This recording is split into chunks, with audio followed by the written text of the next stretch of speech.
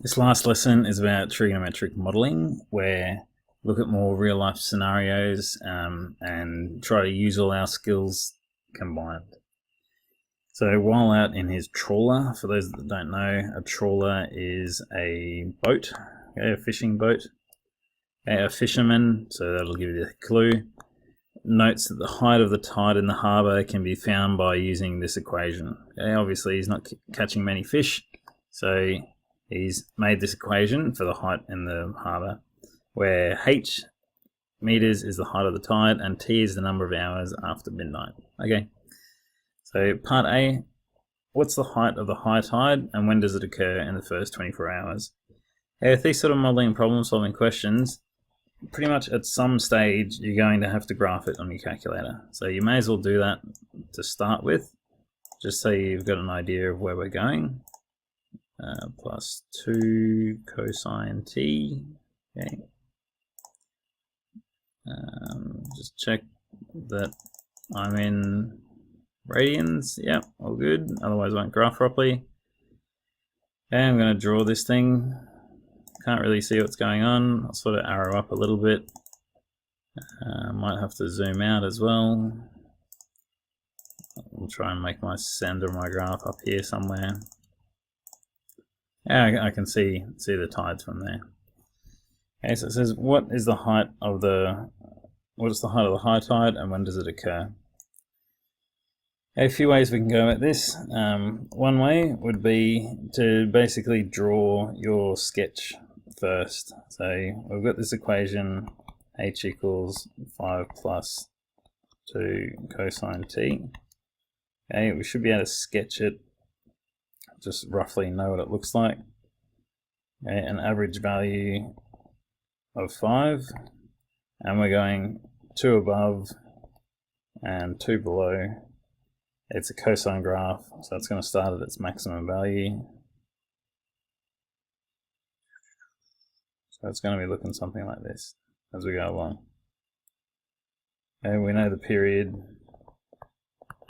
is going to be 2 pi, which is about 6 hours. So it repeats itself roughly at 6 hours as we go along. Okay, so when's the high tide? What's the height of the high tide and when does it occur? So the height is 7 meters for high tide.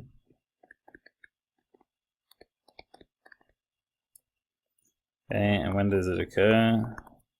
Well, it'll occur at t equals 0, and then t equals 2 pi, and then t equals 4 pi, and then t equals 6 pi, and so on. Okay, I'll just have to make sure that I don't exceed 24 hours. So 6 times 3, 18. Okay, that sounds alright. What about 8 pi? Am I going to get there? Okay, on my separate calculator, 8 times pi is 25. Okay, so I'll exclude this one because this is 25.13. Okay, that'll be the next day. Okay, so that's one way we could do it. An alternate way, alternatively,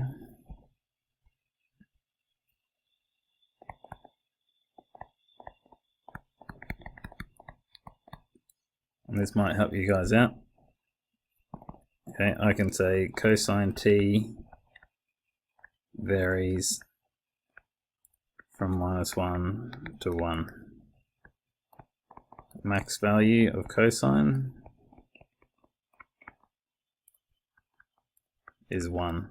So in this formula, okay, I can replace this cosine function with 1. Okay, and this will be my max value.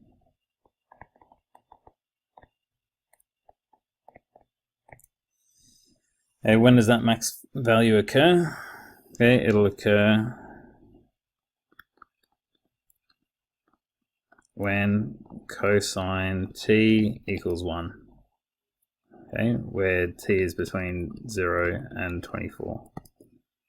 Okay, and we can just solve that as we would ordinarily. Okay, we'd find that cosine's only 1 at that point, so we'd say t equals 0, and then we would go around 2 pi, 4 pi, 6 pi, etc. Okay, so that's just an alternate way to think about it. Alternative number 3 would be, in our graph, gsolve, where's the max? Okay, there's one max. Well, here's the ones we're interested in. 0, that's 2 pi, that's 4 pi, okay, and we'd have to fix our zoom. So maybe in view window, make sure that my X max is 24. Okay, so I can see the whole graph and find all these maximums. Okay, and I just have to draw this output on my exam paper. Okay, so I draw this thing. Do a better job than that.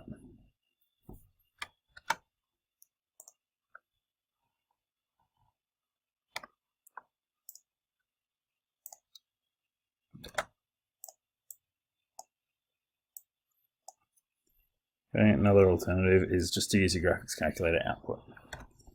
Alright, what's the difference between high and low tides? Alright, well, in our sketch we can see high tide is at 7, low tide is at 3. Okay, so I just need to find the difference between those. So in part B, high tide is 7, low tide is 3, so the difference is 4 meters. Part C, what's part C say? Sketch the thing. Okay, so I've sketched it already. Ski sketch in part 1. Correction, part A. Okay, part D. John North knows that his trawler needs to be a depth of 6 meters to enter the harbour. Between what hours is he able to bring his boat back into the harbour? Okay, so I want to know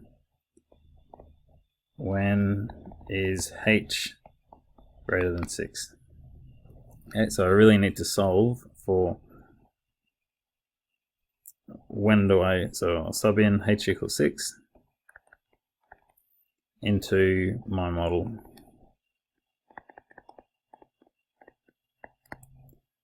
So when does 6 equal 5 plus 2 cosine t? So I'll try to get it by itself. 6 minus 5 equals 2 cosine t. When does cosine t equal a half? Okay, running out of room here. Remember, okay, this is just review. Acute angle is cos inverse of a half. I'll draw my exact value triangle. That's pi on 3, that's pi on 6. Okay, my angle's pi on 3. Okay, I know that cos is positive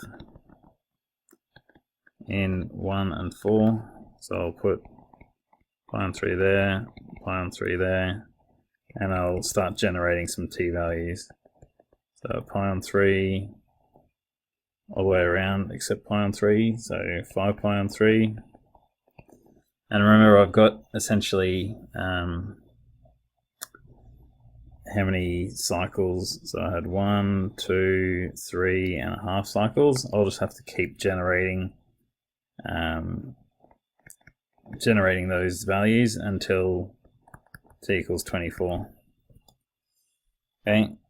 Whenever you've got an equation like this to solve, okay, if you're in modeling problem solving land, and especially if it's like cosine of t on 6, okay, or there's some other number there, you're allowed to use your graphics calculator to handle any complexity. That's what the syllabus says. Okay, so I've got my graph of 5 plus 2 cos x. I'm wondering when is h greater than 6, so I'll put y equals 6 as my graph as well. makes these two lines. Okay, we'll G-solve for the intersection, and we'll see when can he enter the harbour. So he could enter for the first hour, can't enter there, and then between 5 and 7, and then between 11 and 13, and then between 17 and 19. Okay, and you need to write something stating that as well. Okay, have we got these sorts of questions? Okay, there's a few interesting ones there, and we might do one or two as demos in class as well.